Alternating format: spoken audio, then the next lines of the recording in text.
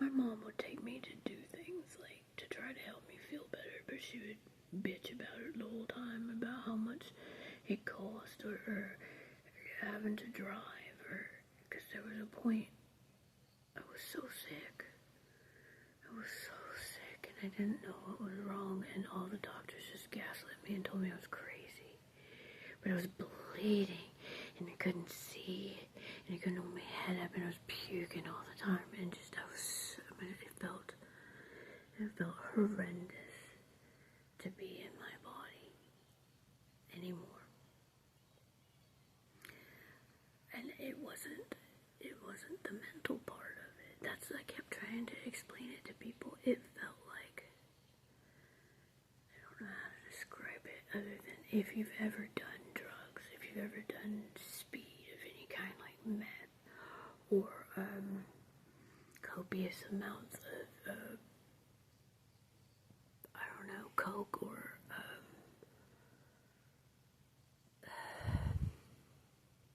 like an amphetamine, but I wasn't on anything.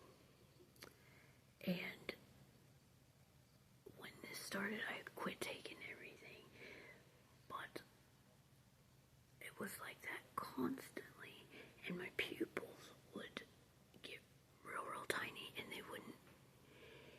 And there was a point where I was being tested for adrenal tumor or something, because my epinephrine levels were so high, but I wasn't on anything.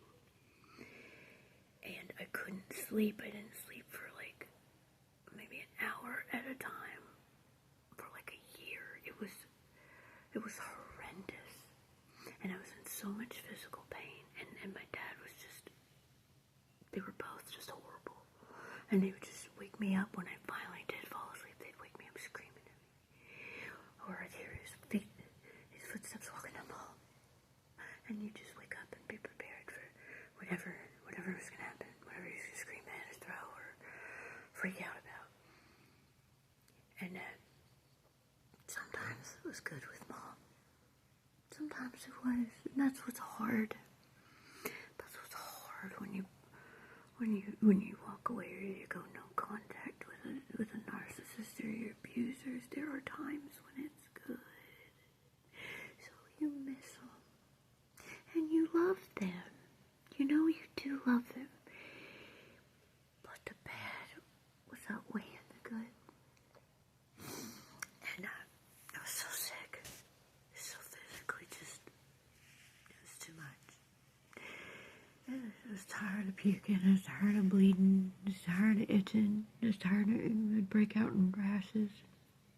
I couldn't eat, couldn't sleep, my hair was falling out. And you go to doctor after doctor after doctor, and they tell you you're not bleeding. And you could, like, you show it to them. You can show them the welts from the, and they'd be like, no, you're not. It's just like, I'm fucking done. I'm done. So I found a Reiki healer in Cleveland, and I asked Mom. I'd already thought about it. I'd already planned.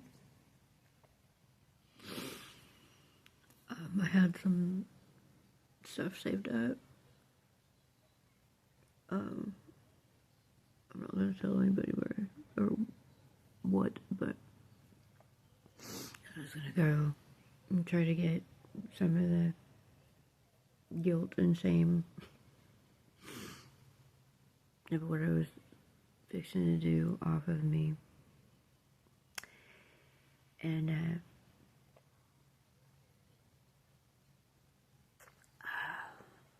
she drove me and she bitched the whole time. Kiddos with me. And I think that's probably why my kid won't hug me anymore, is because I did a lot of hugging. Because I was scared. I was so sick, I didn't know if when the kid went to school,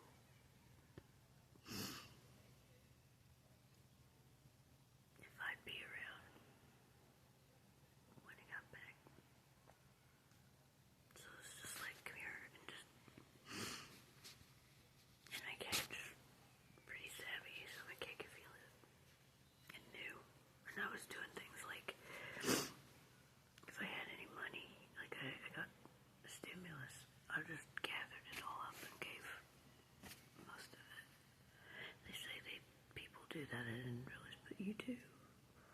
give away all your stuff.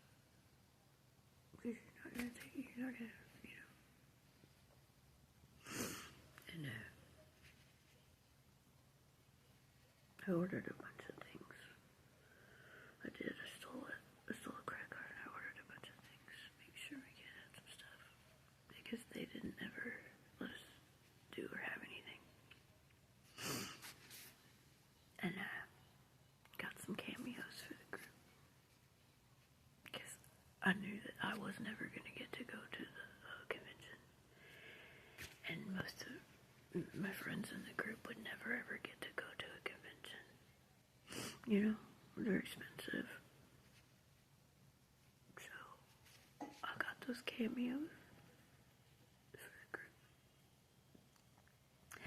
And then, when we went to the Reiki or whatever, and, as we were, driving back, my head was spinning.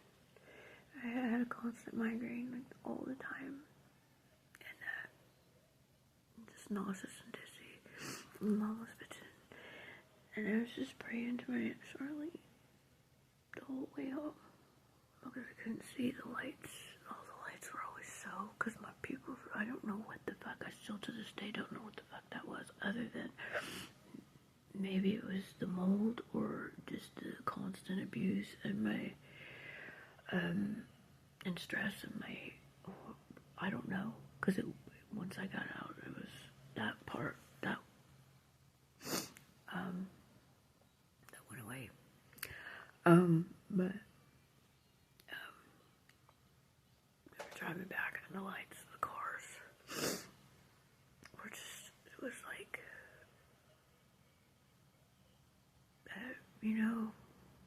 like, I don't know,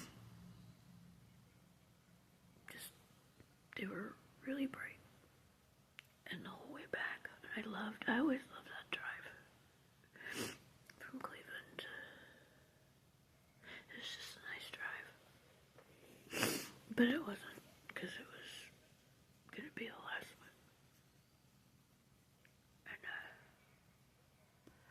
I was praying the whole time to my Aunt Charlie. I was like, you have to come get me, okay? You have to promise me that you're gonna come and pick me up. And I could hear her saying, darling, because she always called me darling. I could hear her. She was talking to me.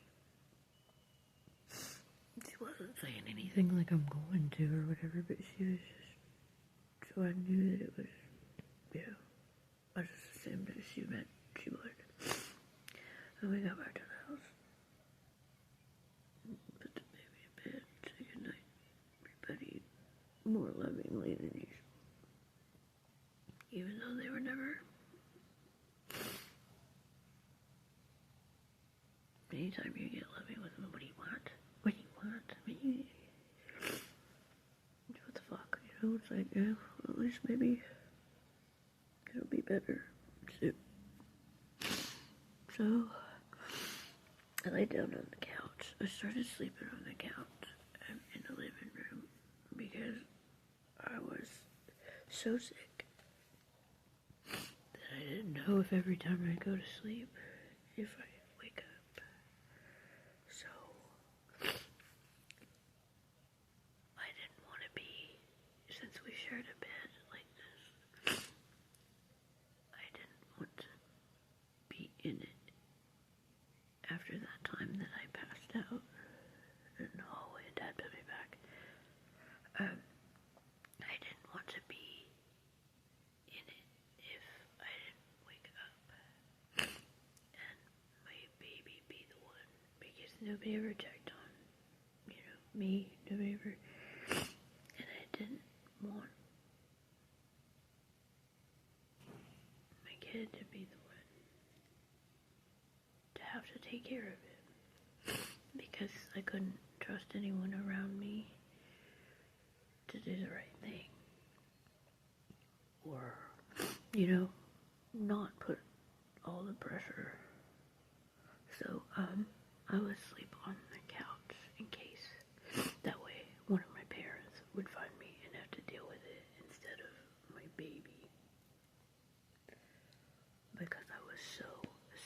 and if I would, like, beg, like, couldn't stop throwing up, and I would beg, like, to go to the hospital, I would get such shit about it. You know, that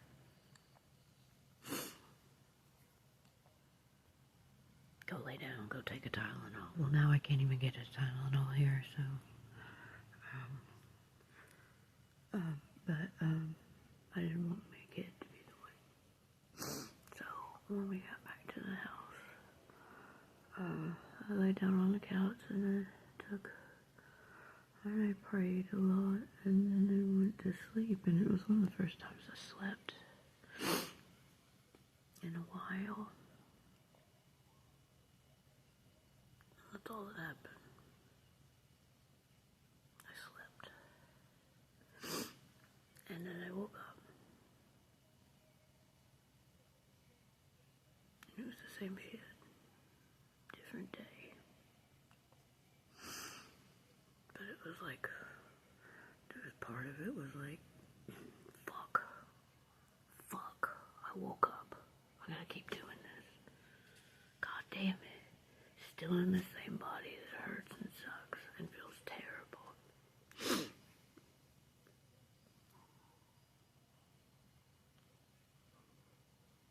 And then there was something that was like, you woke up. You fucking woke up. How did you wake up? There's a reason. There's a reason.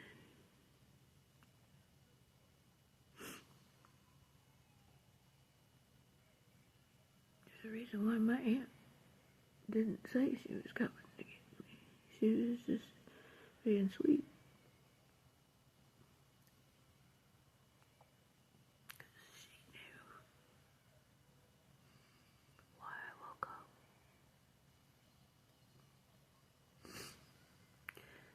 She was with me, along with all the other friends that died shortly after that. Absolutely wrecked my shit. And they joined her.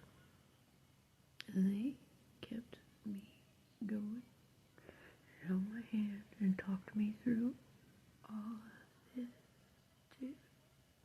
Because they knew something I didn't. Now, it could have ended there. That night. Because I wanted it to. I was done. But God and my family on the other side knew better than me that I had bigger things to do with my life. And I am gonna trust them before I listen to anybody else who isn't a shining example of what God can actually do with your life. Okay? So,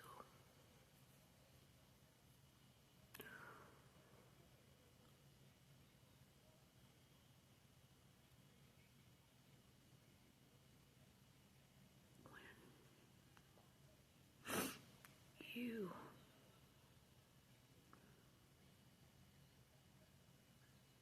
actually hear the voices of God or whatever is going on after this life, yourself, when you survive something heinous and you still have the ability to be kind, to be loving, after the world has showed you otherwise, then I will listen to what you have to say about who the fuck I am. Not until then. Because my God is kind and loving and gentle. He sees everything. And He forgives and loves you anyway because He created you in His own image. Every one of you, with all of your little flaws. He put them there. Man perceives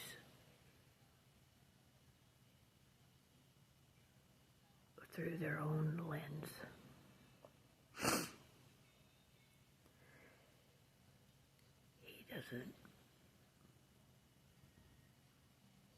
He doesn't.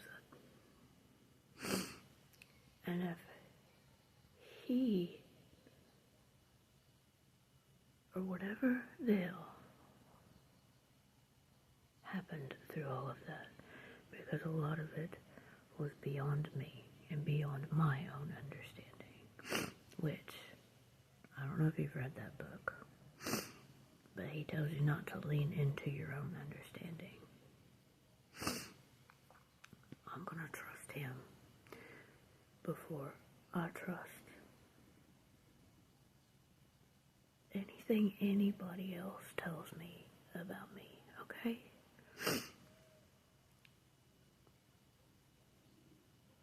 Period.